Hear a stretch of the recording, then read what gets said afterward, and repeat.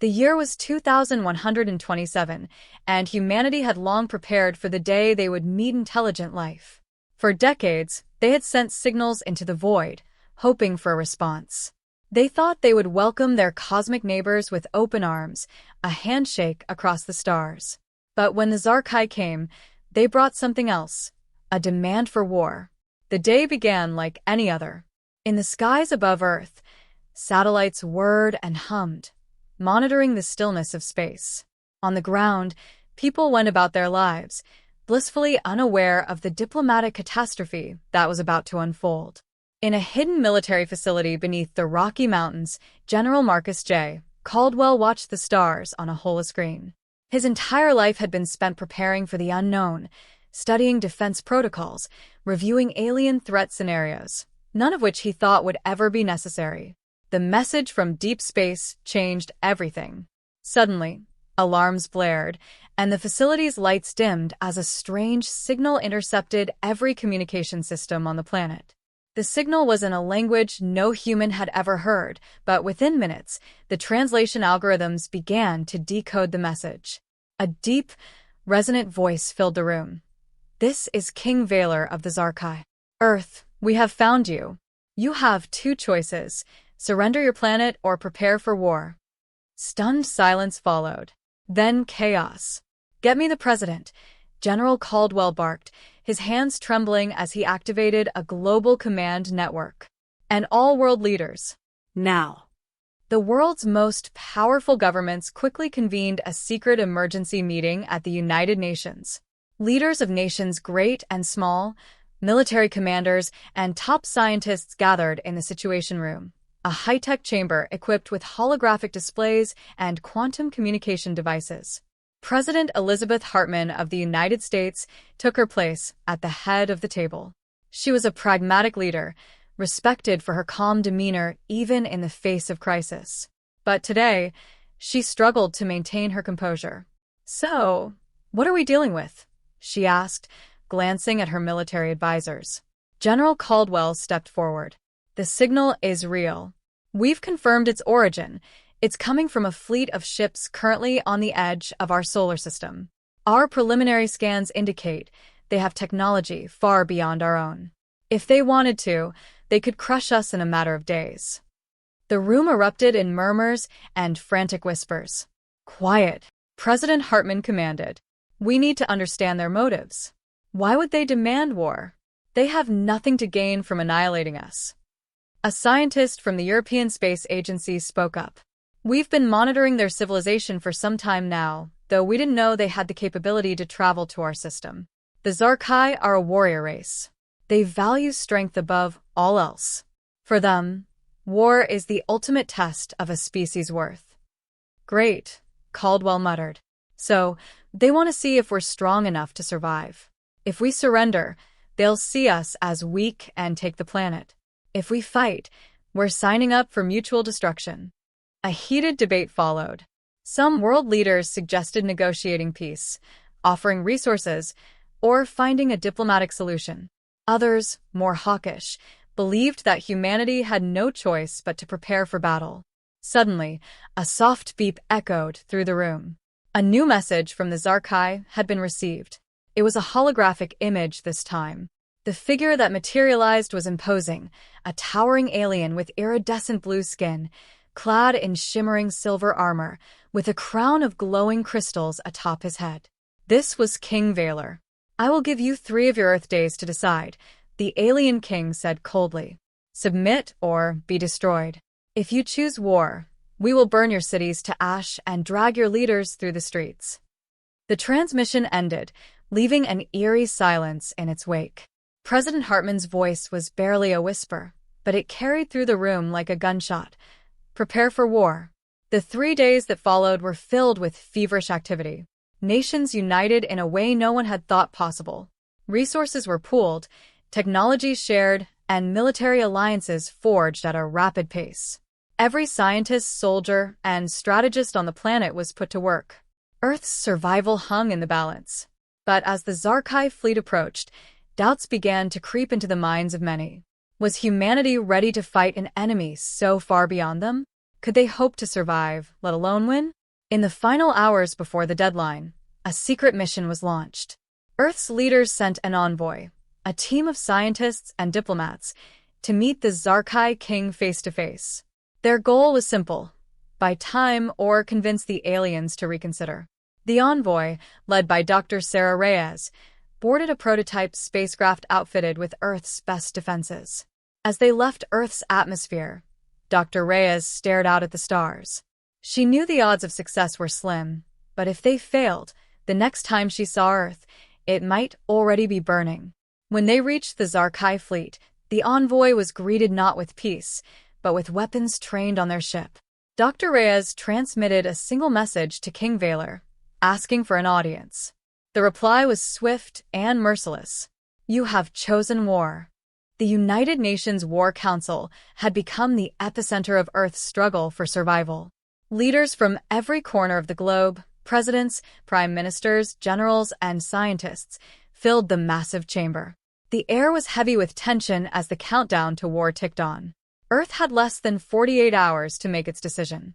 At the head of the room, President Elizabeth Hartman stood, her expression steely, but her mind racing. To her left was General Caldwell, who had already ordered the world's militaries to begin mobilizing. On her right, Dr. Sarah Reyes sat quietly, still recovering from the failure of their diplomatic mission. The Zarkai had made their stance clear. There would be no negotiations, only war. The holographic image of King Valor still floated in the center of the room, his final message echoing in everyone's ears. You have chosen war. President Hartman took a deep breath and addressed the council. We have 48 hours before the Zarkai attack. We need to decide, do we stand and fight, or do we surrender? I want everyone's thoughts on the table now. Silence filled the room as the leaders exchanged wary glances. No one wanted to be the first to speak, but finally, a representative from the European Union stood. Madam President, with all due respect, fighting them is madness. Look at the data. They're technologically superior in every way. Their fleet could wipe us out in days, maybe even hours. We should consider surrender and negotiate for peace afterward. Perhaps there's some compromise. Compromise, scoffed General Caldwell, cutting him off. You heard what that alien king said. There is no compromise. Surrender means giving them our planet. We might as well sign our own death warrants. We can't fight a war we're doomed to lose, the EU representative shot back. This isn't just about pride, it's about survival. The room erupted in arguments. Some leaders, like Caldwell, wanted to prepare for total war, believing that showing weakness would doom humanity. Others argued that surrender was the only way to ensure the survival of the species, even if it meant subjugation under an alien regime. Dr. Reyes cleared her throat and slowly rose from her seat. Her voice, though quiet, silenced the room. We have to ask ourselves what kind of future we want. Surrender might keep us alive in the short term, but it would strip humanity of everything we've built. Our freedom, our culture, our history gone. If we give in to the Zarkai now, what kind of lives will we lead under their rule? Will they see us as equals, or will we become nothing more than slaves? President Hartman nodded. You're right, Dr. Reyes. But we need more than ideals to win this war. We need a plan. The room shifted uneasily. Earth had made strides in space defense technology over the past century, but they were nowhere near the level of the Zarkai. The alien armada had weapons capable of leveling entire cities from orbit. How could humanity hope to fight back? I have a plan, said General Caldwell, breaking the silence. All eyes turned to him as he activated a holographic map of the solar system. We've been preparing for this, in a way. The global militaries have developed a network of orbital defense platforms, armed with nuclear warheads, energy shields, and advanced railguns. They were designed for asteroid defense, but they could serve as our first line of attack. He zoomed in on the alien fleet's projected course. We know the Zarkai will enter our system through the Oort cloud, just beyond Pluto. If we can lure them into a bottleneck, we could launch a coordinated strike with everything we have. Hit them hard before they reach Earth. Several military leaders nodded in approval, but the skepticism was palpable. You're talking about a suicide mission, said the Russian general. The moment they detect us, they'll retaliate. Even if we land a blow, we'll lose half our fleet in the process. That's why it's just Phase 1, Caldwell replied. Once we've weakened their forces, we'll need to deploy ground troops on the Moon and Mars, our most heavily fortified bases. We create a defensive perimeter around Earth. If we can hold them off long enough, we might force them into a stalemate. A stalemate? Asked the Chinese premier. Against an enemy like this? It sounds like wishful thinking. Before anyone could respond, a scientist from the Japanese delegation raised his hand. There may be another option. One that doesn't involve a full-scale attack. All eyes turned to the scientist as he activated his own hologram. An image of the Zarkai king appeared, surrounded by symbols and text from an alien language. We've been analyzing the Zarkai's communications and studying their culture, he explained. It appears that their society is structured around a rigid hierarchy, with the king at the top. If we could eliminate King Valor, it's possible that their entire chain of command could collapse. Without him, they might fall into chaos. Eliminate him? Caldwell raised an eyebrow. How exactly do you propose we do that? The scientist smiled faintly. I believe we may have a way to infiltrate their fleet. Using the new cloaking technology we've developed, we could send a small strike team directly into the Zarkai mothership. Their security will be focused on our larger forces, so a stealth mission could work. Take out the king, and the rest of the fleet might lose its cohesion. The room buzzed with murmurs once again. The idea was bold, risky, even, but it presented a glimmer of hope. President Hartman leaned forward, considering the options. She knew the stakes. Humanity was at the edge of extinction, and every decision from here on out would determine the fate of billions. We'll prepare for both scenarios, she said finally. General Caldwell, you'll lead the defense of Earth and execute your orbital strike plan. Dr. Reyes, I want you to assist in organizing the infiltration mission. We'll take the fight to the Zarkai, and we'll make sure King Valor regrets ever threatening our world. The council adjourned, and the leaders dispersed to ready their nations for the coming war. Some held on to hope that surrender might still be an option, but as the hours passed, it became clear to most that Earth had already chosen its path. Humanity would not bow. The sky above Earth had never looked more peaceful. But beyond the planet's thin blue atmosphere, just past the distant glimmer of the moon, a storm was brewing. The Zarkai fleet, hundreds of massive ships gliding silently through the darkness, was steadily approaching. Their weapon systems gleamed like stars, a cold and silent reminder of the destruction they were capable of unleashing. General Caldwell stood on the bridge of Earth's newly commissioned flagship, the USS Dauntless, overlooking the vast expanse of space. He watched the tactical holoscreen as it plotted the course of the Zarkai invasion. Every second brought them closer to Earth. His jaw tightened as he issued orders to his officers. All orbital defense platforms are online, Caldwell said, his voice steady. I want every available unit prepared for launch. We're drawing a line here. Behind him, Admiral Ethan Sawyer, commander of Earth's combined space forces, nodded grimly. If we fail to hold them here, there won't be a second chance. The plan was simple: hold the line. The defense grid, an array of satellites armed with nuclear missiles, railguns, and energy shields, would be Earth's first and only defense in the coming hours. If the Zarkai could be slowed long enough, humanity might stand a chance. Caldwell took a deep breath. Has the infiltration team launched yet? Admiral Sawyer glanced at a screen. Yes. They're en route now. Aboard the Horizon, a small, experimental stealth ship, Dr. Sarah Reyes and her team prepared for the most dangerous mission of their lives. They were the spearhead of Earth's desperate gamble, a mission to assassinate King Valor himself. The infiltration team had been chosen for their skills and nerves of steel. Commander Rook, a hardened Special Forces operative, was in charge of the strike force. His team consisted of some of Earth's best, a mix of elite soldiers, hackers, and Dr. Reyes, who was there to assist with the alien technology they would inevitably encounter. Rook glanced at his team, his gruff voice breaking the silence. Listen up. This mission is a long shot, and we all know it. But if we pull this off, we may save billions of lives. The Zarkai King is our target. We get in, we neutralize him, and we get out. No heroics. Understood. The team nodded, their faces obscured by helmets, but their determination clear. Dr. Reyes tightened her grip on the armrest of her seat as the horizon hummed with the vibration of its cloaking systems. They were nearing the Zarkai fleet, slipping through the massive ships undetected, like a needle weaving through the gaps of a web. Approaching the flagship now, the pilot said quietly. Initiating docking sequence. The ship gently aligned with the Zarkai mothership, a towering structure that dwarfed anything humanity had ever built. Its surface was sleek, almost organic in design, with glowing blue veins of energy pulsing through its hull. "We're in," Rook whispered. "Prepare for breach." The airlock hissed open, and the team moved silently into the Zarkai vessel. The corridors were vast and dimly lit, the walls lined with alien symbols and strange, humming technology. The team advanced cautiously, following the path to the central throne room where King Valor resided.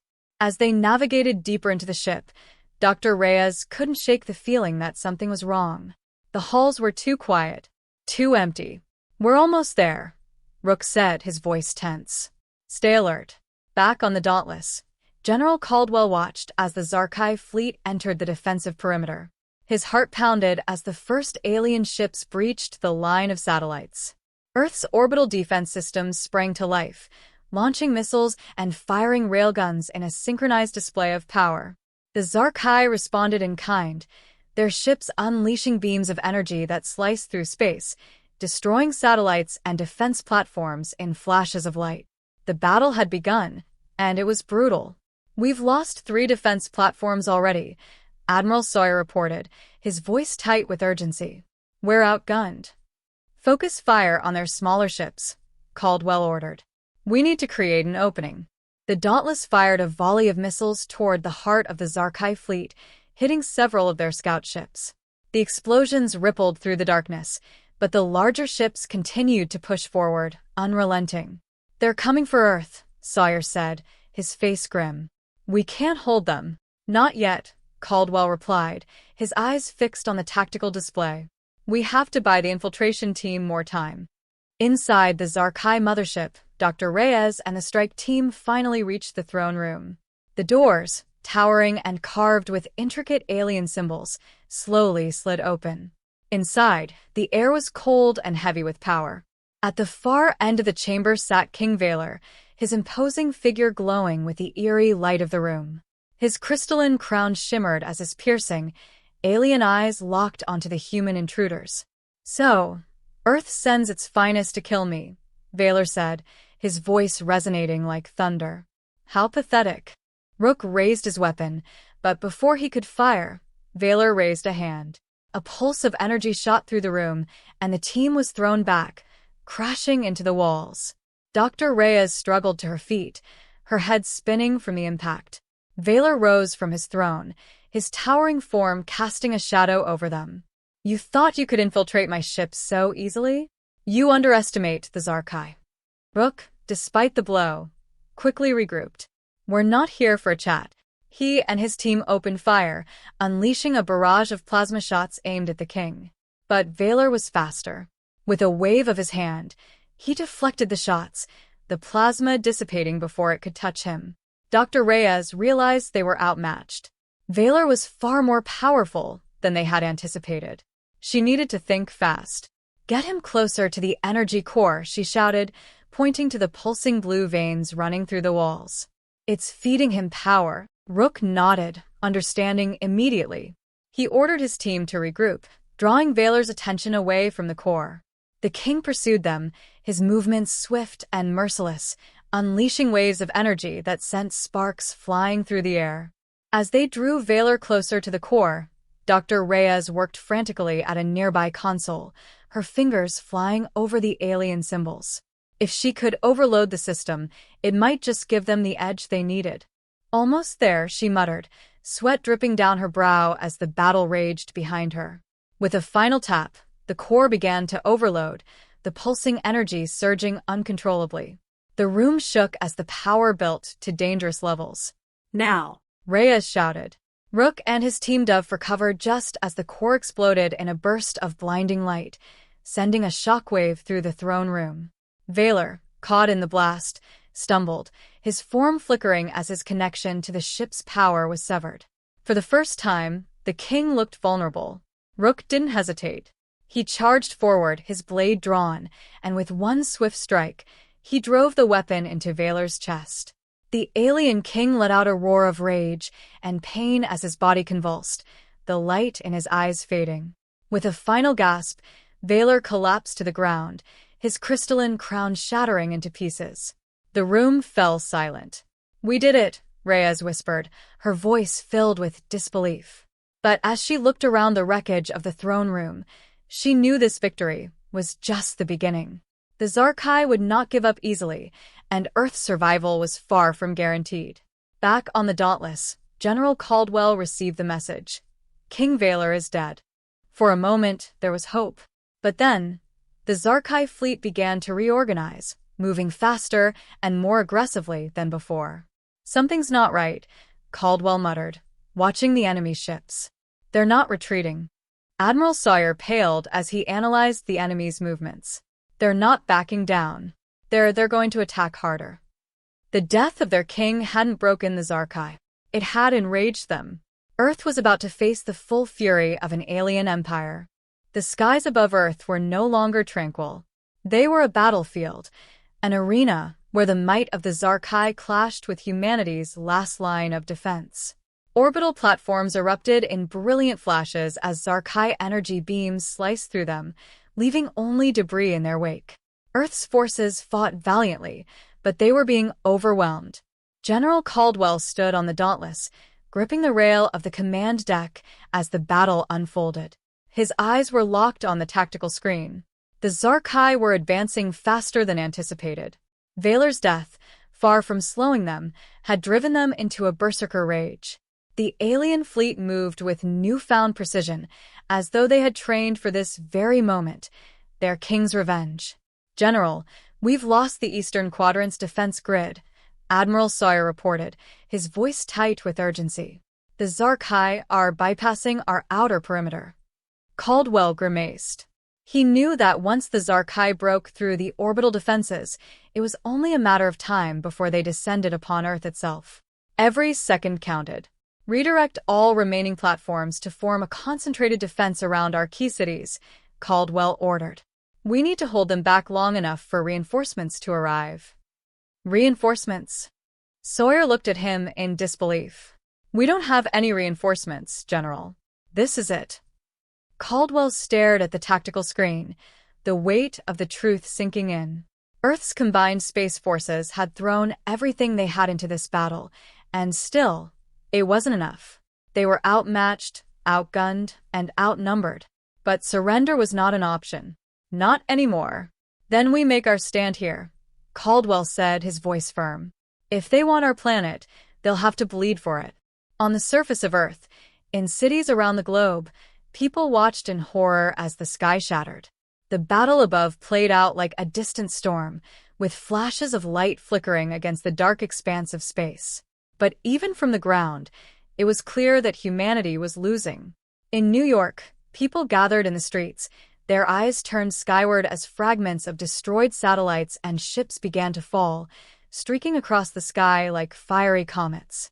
Emergency sirens blared, urging citizens to take shelter, but there was an air of helplessness that clung to the city.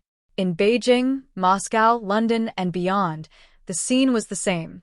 People huddled together, their fear palpable. They had been told that their leaders were fighting for them, that the military had a plan. But as the Zarkai pressed closer, even hope seemed like a fragile thing. In a bunker beneath Washington, D.C., President Hartman stood before a massive holoscreen, displaying the battle in real time. She clenched her fists, her face a mask of barely controlled emotion. "How long until they reach the surface?" she asked, her voice low and grim. Her chief military advisor, General Winters, glanced at the data. "At their current rate, they'll break through the atmosphere within the hour. We've prepared ground defenses, but..." He didn't need to finish the sentence. They both knew the truth. Once the Zarkai descended, there would be no stopping them. Hartman took a deep breath, her mind racing. There had to be something, anything they hadn't tried yet. She wasn't ready to give up. Not when billions of lives hung in the balance. "Do we still have communication with the Dauntless?" she asked suddenly. "Yes, Madam President. General Caldwell is leading the defense effort. Patch me through." Within moments, Caldwell's face appeared on the screen, the backdrop of his command deck flickering with the lights of battle.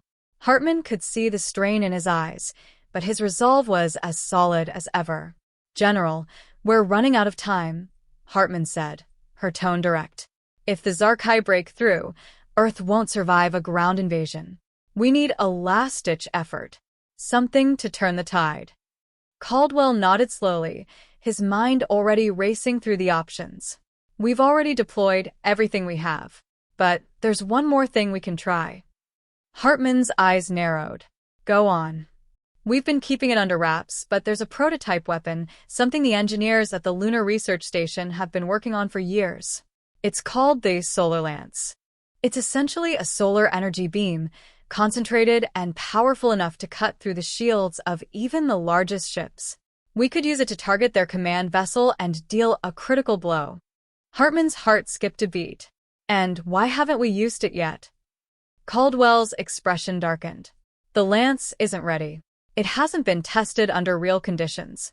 If we fire it without knowing its stability, it could misfire, or worse, destroy the moon along with the Zarkai." Hartman's breath caught. Destroy the moon? It's a risk, but at this point, we don't have many options left. There was a heavy silence as Hartman weighed the consequences. Destroying the moon would have catastrophic effects on Earth, tides, weather, ecosystems. But if the Zarkai weren't stopped, there might not be a planet left to worry about. "I understand the risks, General," she said finally.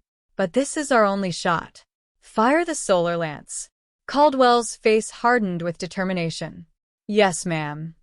On the lunar surface, deep within the Lunar Research Station, engineers and scientists scrambled to prepare the Solar Lance for firing. The weapon, a massive array of solar collectors and focusing lenses, was aimed directly at the heart of the Zarkai fleet. "Are you sure this thing won't blow us all to hell?" one of the engineers asked, his voice tinged with anxiety. Dr. Elena Novak, the chief scientist on the project, stood by the control console, her hands trembling slightly as she input the final commands. "No," she admitted, her voice quiet. "But if we don't fire it, we're dead anyway." With a deep breath, Novak initiated the sequence. The solar collectors hummed to life, absorbing the intense energy from the sun and channeling it into the focusing lenses. The entire station vibrated as the energy built to a crescendo. "Lance is charging," a technician reported, his voice steady despite the tension. Novak watched the energy levels rise on her screen, her heart pounding in her chest. They were about to gamble everything on this one shot. "Target acquired," the technician said. Zarkai command ship locked in. Novak swallowed hard. "Fire." The Solar Lance fired, a blinding beam of concentrated solar energy shooting out from the moon, slicing through space like a sword of light. It pierced the void with such intensity that for a moment, it seemed as if the very fabric of space itself was being torn apart. The beam struck the Zarkai command ship, its shields flaring brilliantly in response. But the energy of the Lance was too much. The shields buckled, and the beam punched through, cutting the massive ship in half. On the Dauntless, General Caldwell and his crew watched in stunned silence as the Zarkai flagship exploded, pieces of the once mighty vessel scattering into the void. "They did it," Admiral Sawyer breathed.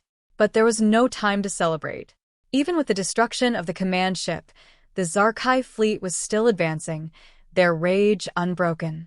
Caldwell tightened his grip on the console. "We're not done yet. All ships, prepare for final engagement. Let's finish this."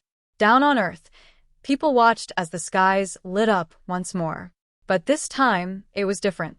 The Zarkai ships were faltering, their formations breaking as they faced Earth's final defense. Hope flickered once again. But even as the Zarkai fleet began to collapse, Caldwell knew that the war was far from over. The enemy was still out there, wounded but not defeated. and the cost of this victory would be felt for generations. As the battle continued, one thing was clear. Earth had drawn its line, and it would not break. The silence after the battle was deafening. The space around Earth, once filled with the blinding flashes of lasers and missiles, was now littered with the wreckage of destroyed ships, both human and alien. Earth had survived, but at a tremendous cost. Debris from the Sci-Fi fleet drifted among the remains of shattered orbital defense platforms, a grim testament to the devastation the war had wrought. General Caldwell stood on the bridge of the Dauntless, staring at the carnage on the tactical screen. His crew was silent, their faces grim, as they took in the damage. Earth's defenses were crippled, and the fleet had been decimated. The solar lance had saved them from complete annihilation, but they had only barely managed to survive. Admiral Sawyer broke the silence, his voice heavy with exhaustion. "We've received reports from the surface. Minimal damage to major cities, but the fallout from the battle, it's everywhere." "Casualty reports?" Caldwell asked quietly, though he dreaded the answer. Sawyer sighed. "Preliminary estimates suggest hundreds of thousands dead, maybe more. Between the debris falling from orbit and the panic, it's chaos down there." Caldwell closed his eyes for a brief moment, feeling the weight of those numbers. The thought of those lives lost gnawed at him, even though he knew there had been no other choice. They had done everything they could, and still, it hadn't been enough to protect everyone.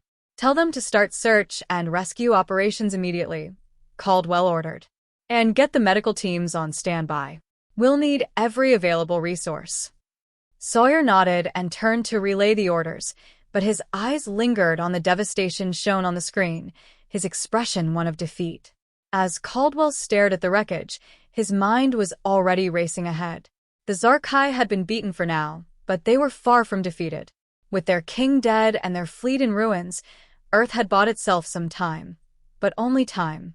The aliens would regroup, and when they returned, Earth would be even more vulnerable. "Admiral," Caldwell said after a long pause, "we need to begin preparations for rebuilding immediately. Fortify what's left of our defenses, get the shipyards working around the clock. This isn't over." Sawyer didn't argue. "And the solar lance?" Caldwell hesitated. The weapon had saved them, but the risk it posed was too great. "Disarm it for now. We can't afford to fire it again. We were lucky it didn't destabilize the moon.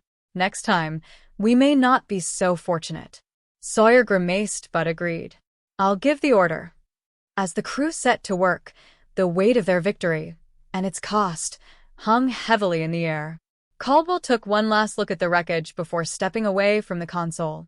He had more pressing matters to attend to. Down on Earth, the atmosphere was equally somber. In cities across the globe, the streets were filled with the injured and the grieving. Buildings lay in ruins, the aftermath of orbital debris raining down from the sky like meteor showers. In places like Tokyo, Sydney, and Paris, rescue teams worked tirelessly to pull survivors from the rubble, while makeshift hospitals treated the injured in overwhelming numbers. In Washington, D.C., President Hartman stood in the Oval Office, staring out at the city skyline. Smoke still lingered in the air, and beyond the horizon, she could see the faint glimmer of ships moving in low orbit, clearing the debris left from the battle. Her heart ached for the devastation her people had endured, but there was no time to mourn. "Madam President," General Winters said from behind her, his voice gentle but firm. "We have the final casualty report." Hartman turned slowly, her expression unreadable. "How bad is it?" Winters hesitated, but then handed her a data pad. Over 300,000 dead, across all major cities. Millions more injured. The destruction was widespread. Hartman's fingers tightened around the data pad as she scrolled through the list of casualties. The names blurred in front of her eyes as she struggled to process the enormity of the loss. It wasn't just the dead, it was the displaced families, the wrecked homes, the shattered lives. Earth had won, but at a terrible price. "We'll recover," Winters said, his tone steady but quiet. "We've done it before, and we'll do it again. But we'll need to act fast to rebuild." Hartman placed the data pad on her desk, her gaze hardening. "We'll rebuild," she agreed. But we won't make the same mistake twice. We've underestimated the Zarkai before. We won't let that happen again. She walked back to her desk and sat down, her mind already working through the logistics of what needed to be done. General, I want an emergency council called immediately. We'll need a unified effort from every nation to coordinate the recovery. And prepare a message for the people, something to give them hope. Winters nodded. Understood. And what about our military strategy going forward? The Zarkai will return eventually. We can't assume this was their only attack. Hartman nodded grimly. You're right. We need to prepare for the long haul. Earth isn't just defending itself anymore. We're in a war of survival. Contact our allies across the galaxy. We'll need every resource, every alliance, if we're going to stand a chance. The general saluted, and as he left the room, Hartman leaned back in her chair. She closed her eyes for a moment, trying to block out the chaos swirling in her mind. There was no time to dwell on the dead. The living needed her now. Elsewhere, far from the centers of power, whispers of the Zarkai's defeat were spreading. In the streets of the slums and the shattered suburbs, in the far-flung outposts of humanity, people were beginning to talk. The Zarkai had lost their king, and Earth had survived. There was hope again, however fragile. But in the shadows of Earth's recovery, a darker reality was beginning to take shape. Not all of humanity was united in the face of the alien threat. Some, emboldened by the chaos, saw an opportunity. Criminal syndicates, rogue factions, and radical groups had been waiting for a moment like this, an opportunity to seize power in the wake of global upheaval. In the neon-lit underground of New Hong Kong, a man known only as Silas sat in a dimly lit bar, watching the news feeds as they flickered across the screens. His eyes glinted with cold amusement as the broadcasts declared Earth's victory over the Zarkai. Silas wasn't a man who cared much for Earth's politics or military, but he understood one thing well. In chaos, there was profit. Looks like the aliens didn't finish the job, he murmured, taking a long sip from his glass. Across the table from him, a figure in a hooded cloak chuckled. Not yet. Silas smirked, leaning forward. But they've given us a hell of an opening. While Earth's leaders scramble to rebuild, there'll be plenty of room for those with ambition. The hooded figure nodded. Our networks are in place. With the government stretched thin, we can move freely. There will be no one to stop us. Silas raised his glass. To opportunity, then. As their glasses clinked, the underground of Earth began to stir. The Zarkai were not the only threat to humanity's survival. From within, new dangers were rising, ones that would exploit the ashes of the war to claim power for themselves. Meanwhile, in the distant reaches of space, on the ruined homeworld of the Zarkai, the High Council gathered in the shadow of their dead king's throne. Vaylor's death had sent shockwaves through the Empire, and the Zarkai had suffered their first true defeat in generations. But the war was far from over. In the center of the chamber, a tall, imposing figure stepped forward. Her silver skin glistened under the cold light, and her eyes burned with the same intensity that had driven the Zarkai to conquer worlds across the galaxy. She was Queen Zalith, Vaylor's sister, and her fury was a force of nature. Earth will pay for this, she declared, her voice echoing through the grand hall. They think they have won, but they have only delayed the inevitable. We will rise again, stronger than before. The council murmured in agreement, their eyes filled with a mixture of fear and reverence for their new queen. Zalith raised her hand, her fingers curling into a fist. Prepare the fleet. We will return, and this time, Earth will burn. Far beyond Earth, the Zarkai homeworld lay shrouded in eternal twilight, its atmosphere thick with dark clouds and swirling crimson storms. In the heart of this hostile world stood the Citadel of Eternity, a fortress carved from obsidian, where the Zarkai High Council convened under the shadow of their new ruler, Queen Zalith. Zalith sat upon her brother's throne, the air around her crackling with raw power and fury. Her silver skin glowed faintly in the dim light, her amber eyes sharp with a focused, relentless rage. Vaylor's death had wounded the Zarkai deeply, but for Zalith, it had done more. It had awakened a thirst for revenge that could only be quenched by the complete annihilation of Earth. The humans believe they have achieved victory. Zaelith spoke, her voice like cold steel, cutting through the silence of the chamber. They celebrate, thinking their solar lance has delivered them from destruction. But they're fools. They do not understand the storm that is about to descend upon them. Around the chamber, members of the High Council nodded in agreement, though they shifted uneasily in their seats.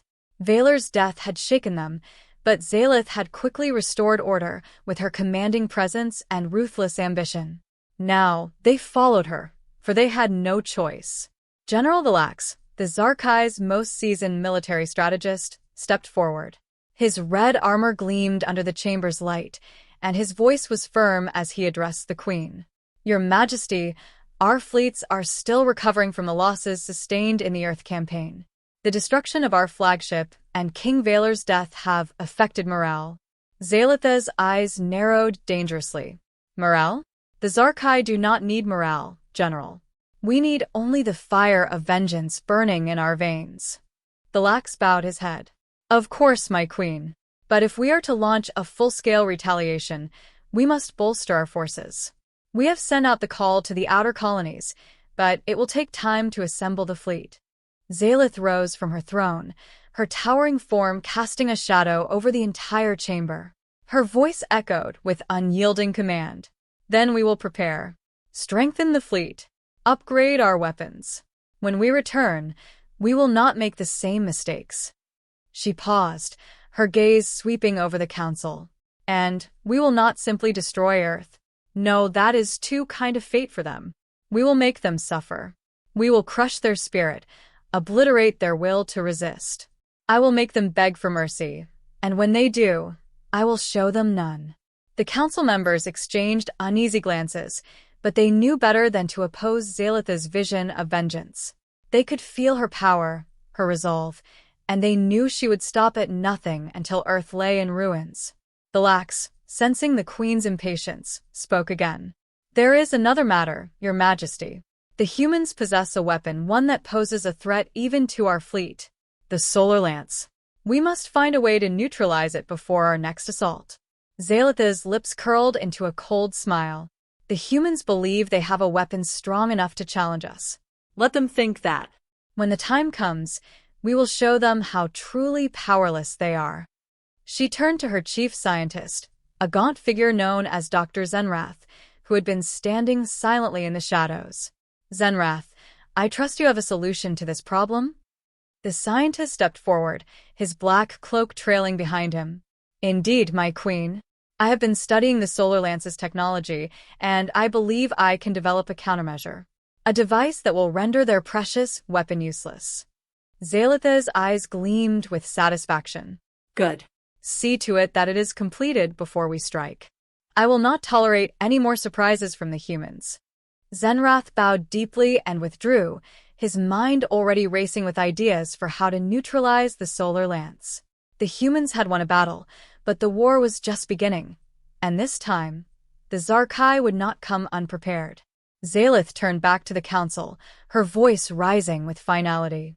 "Prepare the fleet, prepare the armies, and prepare for war." Meanwhile, on Earth, the people were beginning to rebuild. The devastation from the Zarkai's assault had left deep scars, both physical and emotional, but the human spirit was resilient. Across the world, efforts were underway to restore cities, heal the wounded, and honor the dead.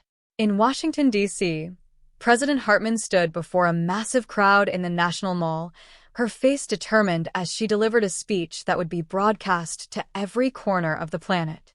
"Today, we stand as one people," she declared, her voice ringing out over the assembly.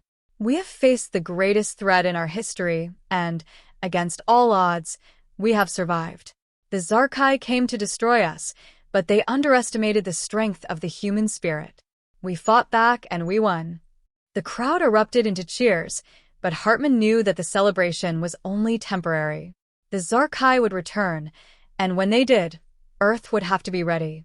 "But make no mistake," Hartman continued, her tone growing serious. "This war is far from over. The Zarkai will come again, and when they do, We must be stronger than ever before.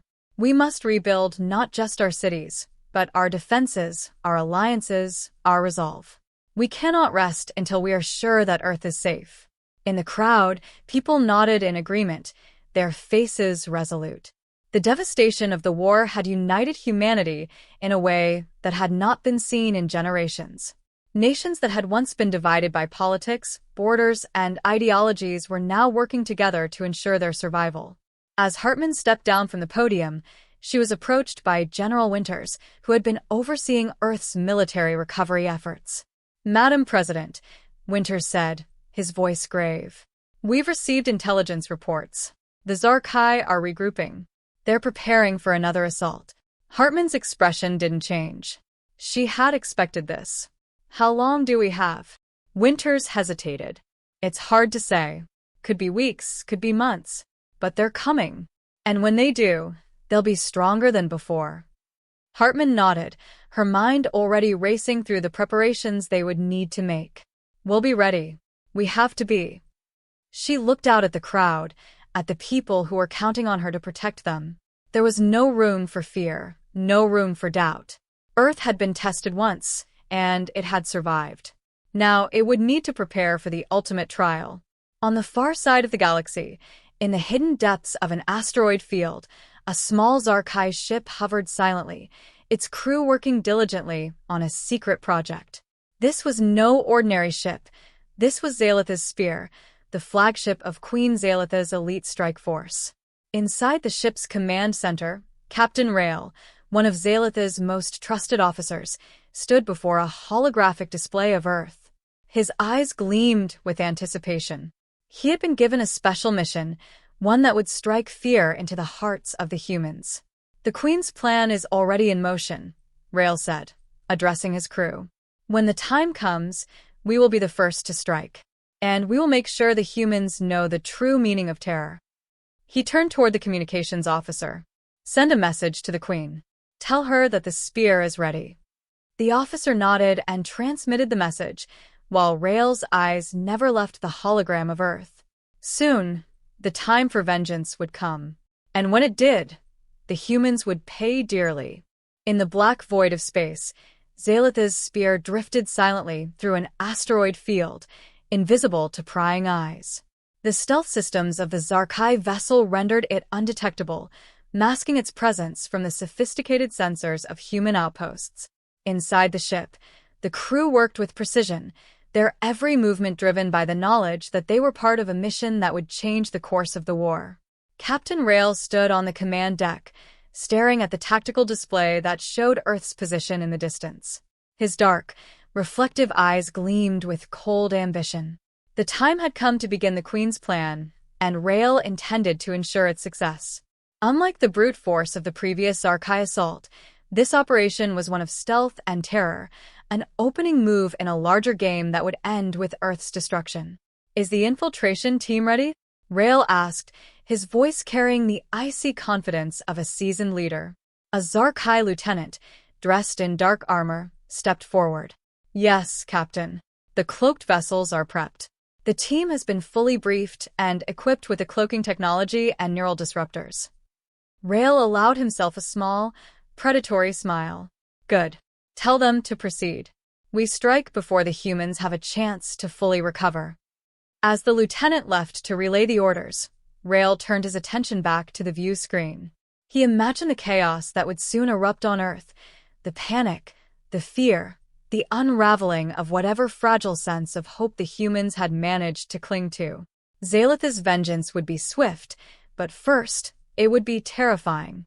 On Earth, the world was still healing from the last Zarkai assault. In the cities, construction crews worked tirelessly to rebuild what had been destroyed, while rescue teams continued to search for survivors trapped in the wreckage. But even as humanity rebuilt, an uneasy tension hung in the air. Everyone knew the Zarkai would return. The question was when and how. In the sprawling command center of the Global Defense Initiative, GDI, in New York, General Caldwell stood with his arms crossed, watching a dozen monitors that showed real-time satellite footage of Earth's orbit. Since the last battle, GDI had doubled its surveillance of the outer reaches of the solar system, determined to spot any sign of the Zarkai before they could strike again. "Any movement?" Caldwell asked, his voice gruff from days without sleep.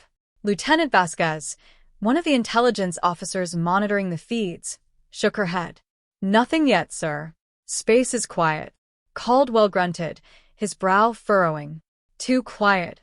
The Zarkai are out there, I know it. They're just waiting for the right moment." Before Vasquez could respond, an alarm blared across the command center. All eyes turned to the central monitor as red warning icons flared to life. A new object had just appeared on the sensors, something moving fast, approaching Earth's atmosphere. "What the hell is that?" Caldwell barked, stepping forward. Vasquez's fingers flew over the keyboard, analyzing the data. "It's small, sir. No larger than a standard shuttle. But it came out of nowhere. Our sensors didn't pick it up until now." "Is it Zarkai?" Caldwell demanded. "Unclear, sir. It's cloaked, but we're getting intermittent readings. Whatever it is, it's moving fast, direct course for Earth." Caldwell swore under his breath. "Get me a trajectory. I want to know exactly where that thing is headed." As the data streamed in, Vasquez's eyes widened. "Sir, it's not just one. There are multiple signatures, dozens, maybe more. They're dispersing. They'll be in the atmosphere in less than 5 minutes." Caldwell's heart raced. He had seen this kind of tactic before: infiltration, sabotage. The Zarkai weren't launching a full-scale attack this time. They were sending in a covert strike force. "Sound the alarm," he ordered. "I want every defense station on high alert. Deploy countermeasures and scramble the interceptors." Vasquez nodded, her hands moving quickly as she activated the planetary defense systems. Within moments, Earth's skies were lit up with warning signals as anti-aircraft batteries and fighter squadrons prepared to engage. But it was already too late. Across the world, in cities large and small, the Zarkai infiltrators descended. Their cloaked vessels landed in remote locations, hidden from immediate detection. Small teams of Zarkai warriors, equipped with advanced stealth technology and neural disruptors, spread out into the cities, moving like ghosts through the streets. In New York, chaos erupted as the first of the infiltrators struck. Communication systems across the city went dark, and key government buildings were overrun by invisible enemies. Civilians, unaware of the danger, suddenly collapsed in the streets, their minds overwhelmed by the Zarkai's neural disruptors. One such infiltrator, a Zarkai elite known as Talarak, moved through the city like a shadow. His mission was clear: sow confusion, disrupt the chain of command, and cripple Earth's ability to respond to the larger invasion that was to follow. He activated his disruptor, sending out a pulse of energy that caused nearby security drones to malfunction and crash to the ground. He moved with surgical precision, targeting high-value assets and infrastructure. He could hear the distant sounds of human forces mobilizing, but they were too slow. The Zarkai had prepared for this moment. In the chaos, civilians ran in every direction, panic spreading like wildfire. Talarak watched them for a moment, savoring the fear in their eyes, before continuing his mission. The Queen's vengeance had begun. In the GDI command center, the situation was rapidly spiraling out of control. Reports of infiltrators were flooding in from every major city: New York, London, Beijing, Rio de Janeiro. No one knew where the Zarkai would strike next, and Earth's forces were struggling to coordinate a defense against an enemy they couldn't even see. "Damn it," Caldwell growled as another monitor went dark. "They've hit our communications. We're blind." Admiral Sawyer, who had just arrived on the scene, joined Caldwell at the command table. "We've got ships in orbit, but they're scattered. We weren't ready for a ground infiltration." Caldwell slammed his fist against the table. "We need to find out where they're going. This isn't just about terror. They've got an objective. Something bigger." Sawyer nodded grimly. "Agreed. But what?" Before Caldwell could respond, a new voice cut through the noise. "Sir, we've just detected something massive in the asteroid belt. It's the Spear of Zalith." Caldwell's blood ran cold. "The spear? What is it doing there?" The intelligence officer who had spoken looked pale. "It's moving. Direct course for Earth." Caldwell's eyes widened. He realized the truth at once. The infiltrators were just a distraction. The real threat was coming from space. Sound the evacuation alarms, he ordered. Get the president and key personnel to secure locations. And get every available ship ready to engage that thing. This is it. As the alarms blared once again, Caldwell stared at the tactical screen, watching the spear of Zalith move ever closer. He knew that if they didn't stop it, Earth wouldn't survive the next attack. The spear of Zalith cut through the asteroid belt like a predator stalking its prey. Massive and angular, the Zarkai warship was a fortress in space, bristling with advanced weapons and impenetrable armor. It was unlike anything humanity had faced before, a weapon of mass destruction designed not just to defeat, but to obliterate entire worlds. On board the spear, Queen Zalith stood at the command platform, her eyes fixed on the holographic display showing Earth's orbit. Her long silver hair flowed like liquid metal as she moved, her presence radiating cold determination. The humans had killed her brother, King Valor. They had dared to defy the Zarkai. Now they would pay. Status report, Zalith commanded, her voice slicing through the quiet hum of the command center. General Delax, the ship's military commander, stepped forward. We are approaching Earth's outer defenses, my queen. The human fleet is attempting to mobilize, but they're scattered and disorganized. They won't be able to mount a cohesive defense in time. Zalith's lips curled into a satisfied smile. As expected, they are scrambling like insects beneath our feet. Prepare the primary weapon. I want the first volley to strike their command centers. The Lax nodded, turning to relay the orders to the weapons officers. The Spear of Zalith had been outfitted with a weapon of terrifying power, an energy cannon capable of piercing planetary shields and reducing entire cities to ash in seconds. Its first target, Washington, D.C., the heart of humanity's resistance. Zalith's eyes gleamed with anticipation. Soon, Earth will burn. On the surface, the skies above Washington, D.C. were eerily calm. In the distance, alarms echoed across the city as military convoys raced through the streets, evacuating key personnel and moving civilians to underground bunkers. The sense of panic was palpable, but amidst the chaos, President Hartman stood resolute in the secure bunker beneath the White House. She watched the live feed of the approaching Zarkai ship, her face grim. General Caldwell and Admiral Sawyer stood beside her, both equally tense. Madam President, we need to get you to a more secure location, Caldwell urged, though his tone indicated he knew what her response would be. Hartman shook her head. I'm not running. Not now. If this is our last stand, I'll be here with my people. Caldwell nodded, his respect for her growing despite the dire situation. The spear is almost in range. Our orbital defenses are ready to engage, but they're massively outgunned. We've never faced anything like this. Hartman clenched her fists, knowing that even with all their preparation, humanity was teetering on the brink. How long until impact? Admiral Sawyer glanced at the tactical display. We have less than 10 minutes. If they use that energy cannon, we may not be able to stop it. Hartman took a deep breath. Then we fight with everything we have. We have to protect the solar lance. It's the only weapon we have that can destroy that ship. Caldwell nodded. The solar lance is primed, but we need to draw the spear into its effective range. If they fire from orbit, it's over. Hartman's mind raced. We need a diversion. Something to delay them, anything. Before anyone could respond, the bunker's communications system crackled to life. This is Colonel Hayes of the USS Eclipse. We have an idea, but it's risky. Hartman stepped forward, recognizing the voice of one of Earth's top fighter pilots. Go ahead, Colonel. We've been developing a new prototype fighter, the Firebird, designed for close-range combat against larger ships. It has the speed and agility to get past their shields, but it's still untested. Hartman's eyes narrowed. You think you can breach the spear's defenses? Hayes hesitated. It's a long shot, but if we can disable their shield generator, even for a few seconds, it'll give the solar lance a clear shot. My team is ready to launch. Caldwell stepped in. It's suicide. The Firebird hasn't been fully integrated with our systems. If anything goes wrong, they'll be sitting ducks.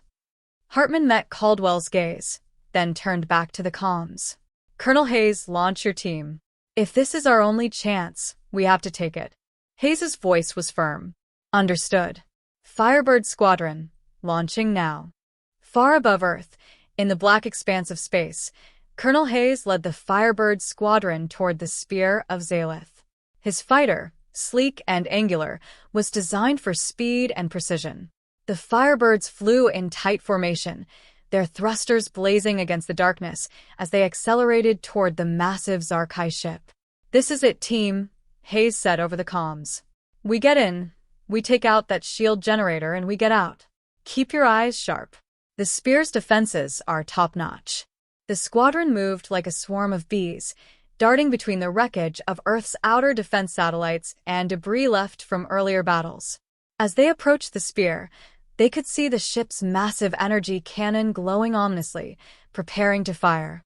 Target in sight, Hayes called out. Going in hot. The Spear's automated defense turrets activated, sending streams of plasma fire toward the approaching fighters.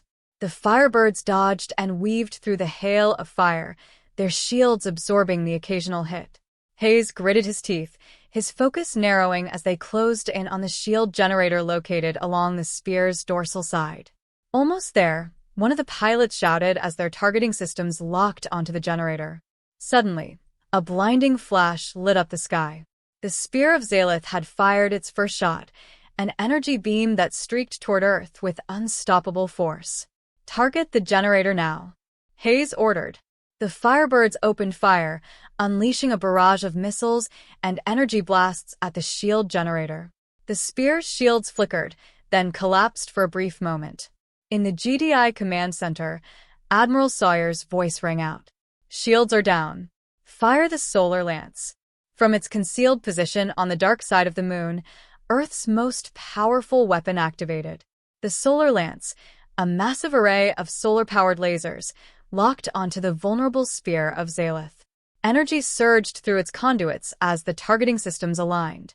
Fire, Sawyer ordered. A brilliant beam of pure light shot from the solar lance, streaking across space, toward the Spear of Zalith. The beam struck the ship dead center, carving through its hull like a knife through metal. On board the Spear, alarms blared as systems overloaded. Zalith gripped the edge of the command platform, her face twisted with fury as the ship shook under the impact. Damage report, she shouted. General Thalax's voice was strained. Shields are compromised. We've sustained heavy damage to the hull. The humans. Silence. Zalith snapped. We are not defeated yet. Ready the second volley. This planet will burn before I am finished. As the Spear of Zalith reeled from the solar lance's strike, Earth's forces braced for the next wave. The battle for survival was far from over. The Spear of Zalith groaned under the weight of its own destruction. Fires raged through the massive Zarkai warship, consuming decks as systems malfunctioned and explosions rocked its corridors. But even in the midst of chaos, Queen Zalith remained calm, her silver eyes burning with cold determination. Shields are down, multiple systems failing. There's widespread damage across the ship, my queen. General Thalax shouted as sparks flew from the control consoles. Zalith waved her hand dismissively. The humans may have wounded us, but they have not defeated us. Prepare for retaliation. Ready the secondary weapon. Thalax hesitated. The weapon systems are unstable. Firing now could. Zalith's gaze turned deadly, silencing him. Do it. I will not allow my brother's death to go unanswered. The Spear of Zalith, though crippled, still possessed its most devastating weapon, a graviton destabilizer, capable of generating a singularity strong enough to crush entire cities. It wasn't designed for such close combat, but Zalith didn't care. She would see Earth torn apart, even if it meant her own destruction. Activate the weapon, she commanded. Thalax nodded grimly and relayed the order. Deep within the Spear, the graviton destabilizer began to hum, its energy core building to a critical mass. Zalith's lips curled into a cold smile as she watched the tactical display of Earth. Let the humans see the futility of their resistance. Back on Earth, panic spread through the Global Defense Initiative, GDI, command center. The solar lance had dealt a severe blow to the Spear of Zalith, but sensors showed the Zarkai warship was still operational. "They're charging something," Admiral Sawyer said, staring at the readings on the screen. "We're detecting massive energy spikes across the ship. If they fire whatever that is, it could be catastrophic." General Caldwell's brow furrowed. "We need to take it out before they get a shot off." "How long until the solar lance is ready to fire again?" Sawyer shook his head. "At least another 5 minutes. The lance needs time to recharge." 5 minutes is too long," Caldwell muttered. He turned to President Hartman, who had remained silent but resolute. "Madam President, we're running out of options." Hartman's face was set in grim determination. "Do we have any other weapons capable of reaching the spear?" Caldwell considered for a moment. "There's one more asset. The Hyperion, our last remaining battleship with a functioning mass driver. It was in orbit after the initial Zarkai invasion. If we can coordinate a strike, we might be able to punch through their hull before they can fire." Hartman nodded. "Contact the Hyperion. Tell them to make it count." In low Earth orbit, the Hyperion drifted in the shadow of the moon. The massive warship had seen better days. Its hull was scarred from previous battles, and several sections were still under repair. But it was humanity's last hope to stop the Spear of Zalith. Captain Williams, commanding officer of the Hyperion, received the order with a grim sense of duty. "All hands, prepare for emergency combat operations. We've got one shot at this." The crew scrambled to ready the Hyperion's mass driver, a colossal railgun capable of launching kinetic projectiles at near-light speed. It was the ship's most powerful weapon, and the only thing that might be able to penetrate the spear's heavily armored core. "Target locked on the spear," the weapons officer reported. "The graviton destabilizer is powering up. If we don't take it out now—" "I know," Williams said, his voice calm despite the tension in the air. "Fire on my mark." The Hyperion's mass driver hummed as it charged, its targeting systems locking onto the vulnerable sections of the Spear of Zalith. 3, 2, 1. Fire. The mass driver unleashed its payload, a solid projectile the size of a bus, traveling at an incomprehensible speed. It streaked across the void of space like a meteor, aimed directly at the heart of the Zarkai ship. On the Spear of Zalith, Queen Zalith's gaze flickered to the incoming projectile on the tactical display. Her smile faltered for the first time as the Hyperion's shot approached at blinding speed. "Impact imminent," the Lax shouted, trying to brace himself. The Hyperion's projectile slammed into the spear with unimaginable force, piercing through its thick armor and embedding deep into the core of the graviton destabilizer. The resulting explosion ripped through the warship, sending shockwaves through the structure. Consoles exploded, and the ship's internal systems failed as fires erupted across the decks. Zalith was thrown from her platform, her body crashing into a wall as alarms blared all around her. Pain shot through her as she struggled to stand, but she refused to acknowledge it. She would not be defeated. Not like this. "Report," she demanded, though her voice was weaker now. The Lax coughed as he pulled himself from the wreckage. "The graviton destabilizer is offline. Massive internal damage. Multiple decks are collapsing." Zalith's eyes narrowed as she steadied herself. "Prepare the escape pod. We're not finished. I will live to see the end of this." The Lax hesitated, then nodded. He knew better than to question her. Even now, the ship was doomed, but the Queen would not die here. As the fires consumed the Spear of Zalith, Zalith and a handful of her loyal soldiers boarded an escape pod, ejecting from the ship just moments before it finally detonated. The spear, once a symbol of Zarkai supremacy, was now nothing more than debris scattered across space. On Earth, cheers erupted through the GDI command center as the destruction of the Spear of Zalith was confirmed. President Hartman closed her eyes, relief washing over her for the first time in days. But she knew this victory, though monumental, was only the beginning. General Caldwell stood beside her, his expression more serious. "We stopped the spear, but the Zarkai are still out there.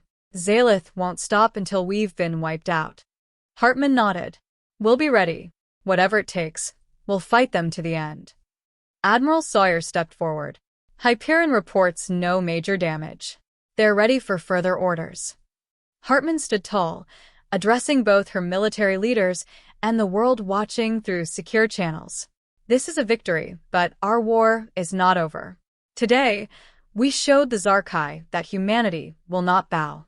We will stand united against any force that threatens our survival.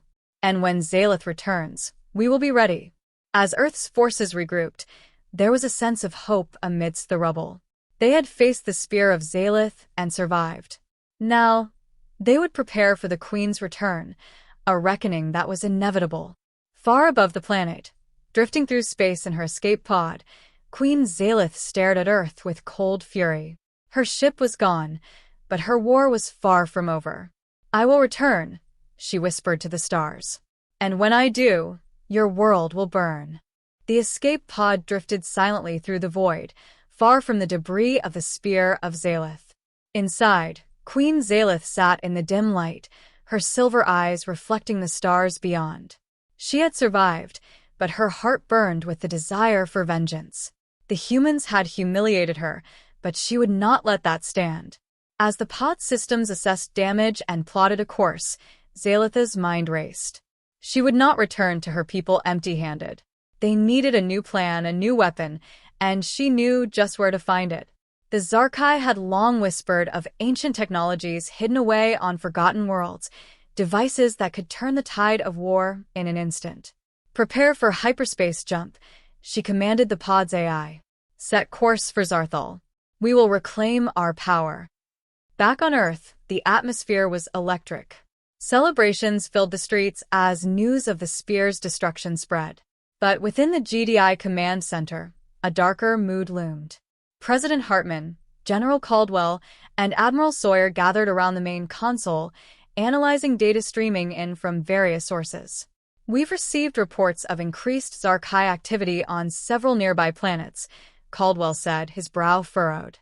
"They're mobilizing again, and it looks like Zalith is still alive." Hartman's expression hardened. "We need to prepare for her return. If she's seeking those ancient technologies, we must find a way to counter whatever she plans to unleash." Sawyer nodded. "We'll need more than just the solar lance. We should expand our fleet and seek out advanced weaponry. Perhaps even forge alliances with other species that have faced the Scifi." "Do it," Hartman ordered. "Time is not on our side. We must be ready for anything." On Zarthal, the ancient homeworld of the Scifi, Zalith emerged from her pod. The air crackled with energy as she stepped onto the surface, surrounded by towering spires that reached toward the sky. Here lay the remnants of an empire and the secrets she sought. "Awaken the Council of Elders," she commanded her loyal followers. "I need their knowledge." The Elders, the last guardians of Scifi lore, were reluctant to emerge from their long slumber. But Zalith's presence stirred them, and they soon gathered in a grand chamber adorned with relics of their past. "Why have you returned, Zalith?" the eldest of them asked, his voice echoing with the weight of history. "Our people have suffered enough." "We have suffered," Zalith replied, her voice laced with fervor, "because we allowed the humans to defy us. I seek the technology of the ancients, the weapons that will ensure our supremacy." The elders exchanged worried glances. "Those technologies are dangerous. They could bring ruin to both our people and theirs." "I don't care," Zalith shot back, her eyes blazing. "I will not rest until I have my vengeance. I will bring our people back to glory." After tense deliberation, the elders relented, revealing the location of a powerful artifact known as the Heart of Zarthal, an ancient device capable of manipulating energy on a planetary scale. With the knowledge secured, Zalith prepared to rally her forces. "We will reclaim our place in the cosmos. The humans will know the true meaning of fear." As weeks passed, Earth's defenses were fortified. The GDI worked tirelessly to develop new technologies and train a new generation of soldiers. But they knew they could not fight this battle alone. "General, we've received a communication from the Therian Confederacy," Caldwell reported one morning. "They've offered their support against the Scifi." "Therians," Hartman mused, remembering their history. They've faced the Zarkai before. If they're willing to fight alongside us, it could tip the scales. Let's bring them in, Sawyer said. We can't afford to be caught off guard again. On the battlefield, tensions were high. The GDI and Therian forces stood united, preparing for the inevitable confrontation with Zalith. As they mobilized, a massive Zarkai fleet emerged from hyperspace, led by Zalith's flagship, the Vengeance of Zarthol. It dwarfed the GDI ships, bristling with advanced weaponry. Prepare for engagement, Hartman ordered, her voice steady. We can't let her reach Earth. As the battle began, energy beams and missiles lit up the dark expanse of space. The GDI and Therian forces fought valiantly, their ships weaving through the hail of enemy fire. The solar lance was positioned for maximum effect, ready to unleash its fury. But Zalith had a plan. The heart of Zarthol pulsed with energy, and as she activated it, waves of distortion rippled through space. The laws of physics bent, sending shockwaves through the battlefield. Now, Zalith cried, unleash the power of our ancestors. A torrent of energy erupted from the heart, tearing through the GDI formations. Ships exploded in brilliant flashes as chaos ensued. But the combined forces of Earth and the Therians refused to yield. The solar lance fired, its beam piercing through the heart of the Zarkai fleet, and the tide began to turn. In the midst of the chaos, Hartman, Caldwell, and Sawyer fought to regroup their forces. We need to focus fire on the flagship, Caldwell urged. That's where Zalith is. With renewed determination, the GDI and Therian forces concentrated their fire, carving a path toward the vengeance of Zarthol. As they approached, they saw Zalith standing defiantly on the command deck, surrounded by her loyal guards. Fire the last of our torpedoes, Hartman shouted. As the torpedoes launched, a moment of silence fell over the battlefield. Time seemed to stretch as the projectiles raced toward their target. Zalith, sensing the danger, turned to her crew. Evasive maneuvers. Now. But it was too late. The torpedoes struck the flagship with devastating force, tearing through its hull. The ship trembled, and alarms blared as Zalith staggered, gripping the console for support. No, she screamed, rage and despair mingling in her voice. We will not fall. With a final surge of defiance, she activated the heart one last time, but the energies were too unstable. The backlash sent shockwaves through the ship, causing it to implode in a brilliant explosion. On Earth, the skies cleared, and a heavy silence enveloped the battlefield. The Zarkai fleet was shattered, and the remnants of the vengeance of Zarthol glowed faintly against the stars. The war was over. We did it, Sawyer said, disbelief creeping into his voice. Hartman nodded, tears of relief streaming down her face. But at what cost? The Alliance celebrated their hard-fought victory, but a lingering unease filled the air. They knew the scars of battle would remain, and peace was fragile. In the void of space, the remnants of Zalith's ship drifted silently, a stark reminder of the war that had raged. Though she was gone, the stories of her ambition and the power of the Zarkai would linger for generations to come. Earth had survived, but they knew the galaxy held many dangers yet to come. With new alliances forged, they stood ready to face whatever challenges lay ahead.